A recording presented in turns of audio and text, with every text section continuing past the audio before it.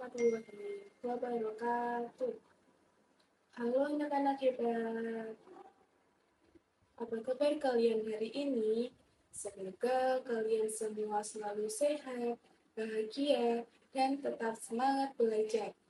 Sebelum memulai pembelajaran, mari kita berdoa terlebih dahulu agar kegiatan belajar hari ini berjalan lancar dan ilmu yang kita peroleh menjadi ilmu yang bermanfaat. Berdoa mulai. Anak-anak, coba perhatikan lingkungan di sekitar rumah kalian.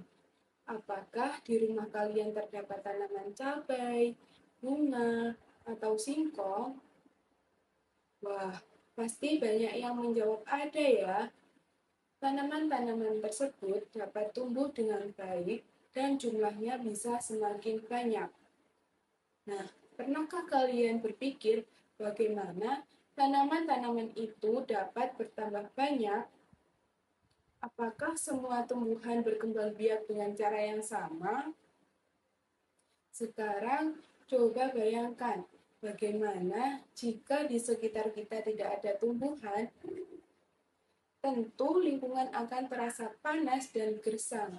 Kita juga akan kesulitan mendapatkan makanan, buah, dan sayuran. Karena itu, tumbuhan memiliki peran yang sangat penting bagi kehidupan manusia.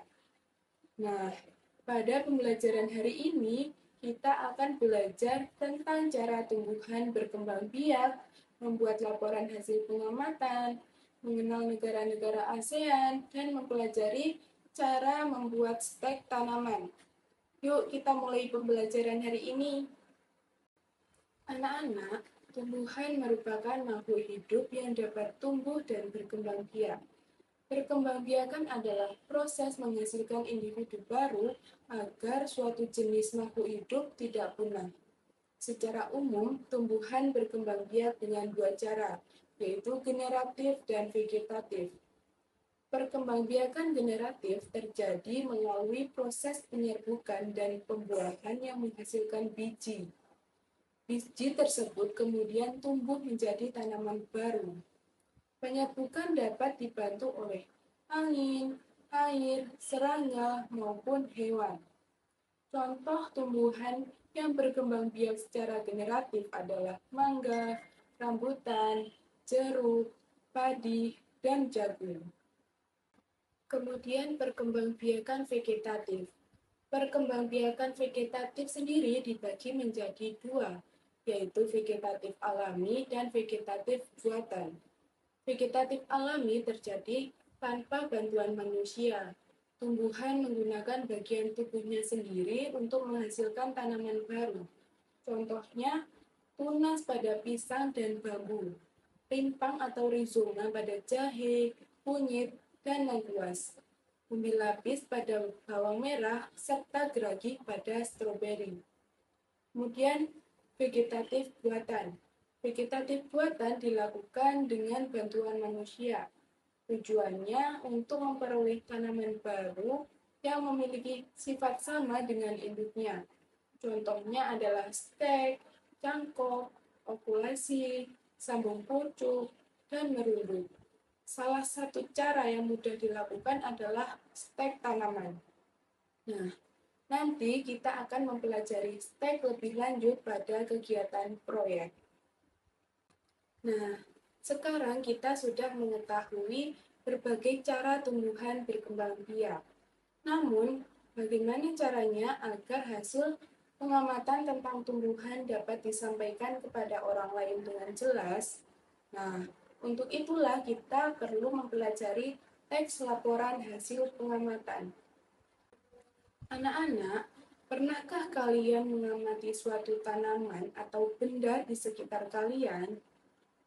Nah, hasil pengamatan tersebut dapat ditulis dalam bentuk teks laporan hasil pengamatan.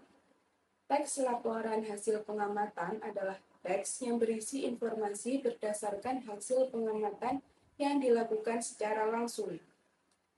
Teks laporan hasil pengamatan memiliki beberapa ciri. Yang pertama, berdasarkan fakta atau kenyataan.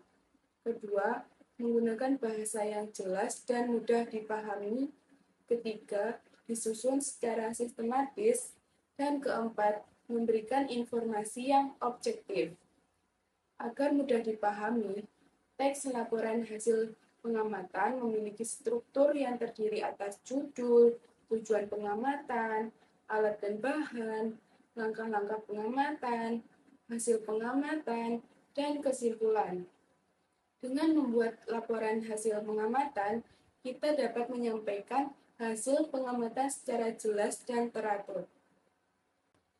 Tumbuhan tidak hanya tumbuh di Indonesia. Berbagai jenis tumbuhan juga banyak dibudidayakan di negara Asia Tenggara. Nah, sekarang mari kita mengenal ASEAN. ASEAN adalah organisasi yang beranggotakan negara-negara di kawasan Asia Tenggara. ASEAN terdiri atas Indonesia, Malaysia, Singapura, Thailand, Filipina, Brunei Darussalam, Vietnam, Laos, Myanmar, dan Kamboja. Setiap negara memiliki kondisi geografis yang berbeda-beda. Perbedaan tersebut memengaruhi jenis tumbuhan yang dibudidayakan oleh masyarakat. Padi banyak dibudidayakan di Indonesia, Thailand, dan Vietnam. Kelapa sawit banyak ditemukan di Indonesia dan Malaysia. Karet serta kopi juga menjadi komoditas penting di beberapa negara ASEAN. Hal ini menunjukkan bahwa tumbuhan memiliki manfaat yang sangat besar bagi kehidupan manusia. Karena tumbuhan sangat bermanfaat, kita perlu mengetahui cara memperbanyak dan melestarikannya. Salah satu cara memperbanyak tumbuhan adalah dengan stek tanaman. Mari kita pelajari bersama. Stek adalah cara memperbanyak tanaman dengan menggunakan bagian batang, daun, dan akar untuk menghasilkan tanaman baru.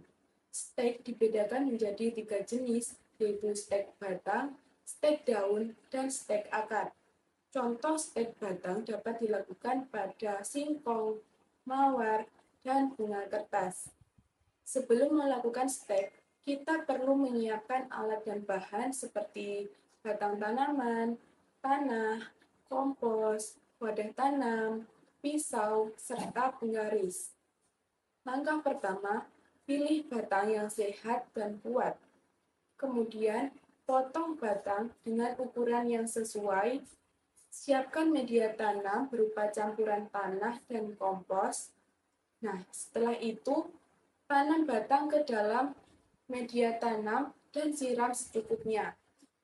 Letakkan tanaman di tempat yang teduh dan lakukan perawatan secara rutin.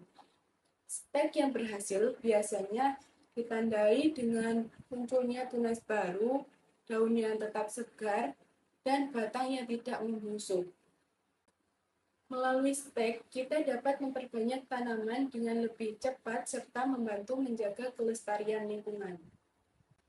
Nah, hari ini kita telah belajar banyak hal. Kita telah mempelajari cara tumbuhan berkembang biak, membuat teks laporan hasil pengamatan, mengenal negara-negara ASEAN, serta memahami cara membuat stek tanaman. Semoga setelah pembelajaran ini, kita semakin peduli terhadap tumbuhan dan lingkungan tempat kita tinggal. Jangan lupa untuk selalu merawat dan melestarikan tumbuhan, karena tumbuhan memberikan banyak manfaat bagi kehidupan kita. Terima kasih atas semangat belajar kalian hari ini. Wassalamualaikum warahmatullahi wabarakatuh. I just had to let you know you're